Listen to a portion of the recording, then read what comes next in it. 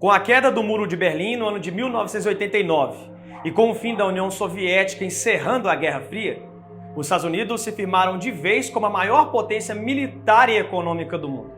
O fato do nazismo ser derrotado na Segunda Guerra Mundial e o comunismo ser desfigurado no início dos anos 90, o país norte-americano parecia não ter nenhum inimigo por perto que pudesse ocasionar uma certa preocupação. Mas com as várias intervenções em questões diplomáticas e militares no mundo, e também a presença das tropas norte-americanas no Oriente Médio, resultou no surgimento de um novo e feroz inimigo conhecido como fundamentalismo islâmico. No último dia 15 de agosto, o grupo terrorista islâmico chamado Talibã retomou o poder sobre várias cidades do Afeganistão, incluindo Cabul, a principal e maior cidade do país. Os terroristas já haviam obtido controle na região no ano de 1996, mas devido a uma suposta ligação com outro grupo terrorista chamado Al-Qaeda, que você conhece muito bem, liderado por Osama Bin Laden, o autor do atentado em Nova York no dia 11 de setembro de 2001, os Estados Unidos realizaram vários ataques ao Afeganistão com o objetivo de desmantelar a Al-Qaeda e expulsar o Talibã do poder naquele mesmo ano. Mas você deve estar se perguntando o porquê e como o grupo terrorista conseguiu, após 20 anos, retomar o poder de várias cidades do Afeganistão. Desde 2001, os Estados Unidos mantiveram suas tropas militares no país, o que impediu os terroristas de assumir o controle. Mas no ano passado, o ex-presidente norte-americano Donald Trump fez um acordo com os líderes do Talibã para retirar as tropas militares dos Estados Unidos que estavam no Afeganistão. Joe Biden seguiu o plano do antecessor e começou a retirar os militares do país após 2 décadas, o que culminou com a retomada do poder do grupo terrorista. Mas é importante que você saiba que existem 2 tipos de fundamentalistas, que por muitas vezes são colocados em paralelo, principalmente por serem tanto um quanto o outro de natureza religiosa. O primeiro é o fundamentalismo islâmico, dentre as quais podemos citar o próprio Talibã, grupo terrorista que interpreta de forma radical algumas leis islâmicas como a Sharia. Só para se ter uma ideia, quando os terroristas estiveram no poder do Afeganistão entre 96 e 2001, eram aplicadas execuções em praças públicas, apedrejamentos, amputações e punições em vários tipos de torturas. Já o segundo é o fundamentalismo protestante cristão, que tem suas origens no século XIX nos Estados Unidos, onde um grupo de evangélicos batistas foram chamados de fundamentalistas por escreverem uma série de 12 volumes, com artigos escritos por conservadores que defendiam os pontos fundamentais do cristianismo, onde atacavam a nova teologia liberal, o modernismo, a teoria da evolução e a descrença na literalidade do Gênesis e a incredulidade das origens da Bíblia, dentre as quais foram publicadas 3 milhões de cópias e espalhadas por todos os Estados Unidos. No discurso histórico no Congresso norte-americano em 2015, o Papa Francisco pediu vigilância contra qualquer tipo de fundamentalismo. Em um outro site de notícias, ele também afirmou que o fundamentalismo é uma doença de todas as religiões.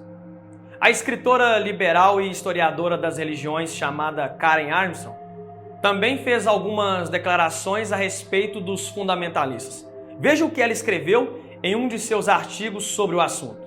Os fundamentalistas são aqueles sujeitos que não hesitam em fuzilar devotos no interior de uma mesquita, matar médicos e enfermeiros que trabalham em clínicas de aborto, assassinar seus presidentes e até mesmo derrubar governos fortes.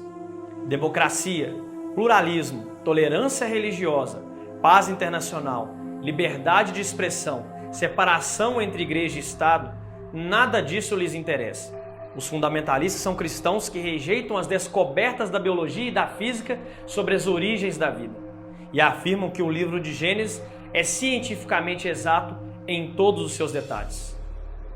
Um outro adepto à teologia liberal que se opõe à literalidade do Gênesis e da historicidade do relato bíblico, chamado George Marsden, segue a mesma linha de Armstrong ao dizer que as modernas visões de que a segunda vinda de Cristo será literal e antecederá o milênio têm florescido muito nos Estados Unidos desde o século XIX e que têm frequentemente sido baseadas na exata interpretação dos números nas profecias bíblicas, o que é uma característica da interpretação profética adventista. Sendo mais específico, Masden afirma que os adventistas do sétimo dia estão entre os fundamentalistas, os quais tratam os números proféticos de maneira exata e científica, chegando a determinar o tempo histórico de certos acontecimentos com base nas visões proféticas.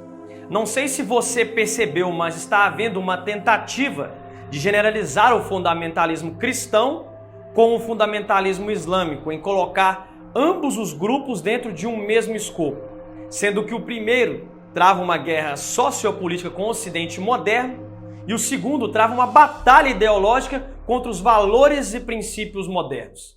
E no contexto profético escatológico que nos aguarda, onde será promulgado o decreto dominical, aqueles que creem na literalidade da Bíblia, na literalidade do Gênesis, na criação do mundo em 6 dias, no descanso do sábado como memorial da criação, na segunda vinda literal de Cristo e no cumprimento profético literal das profecias, serão declarados como fundamentalistas.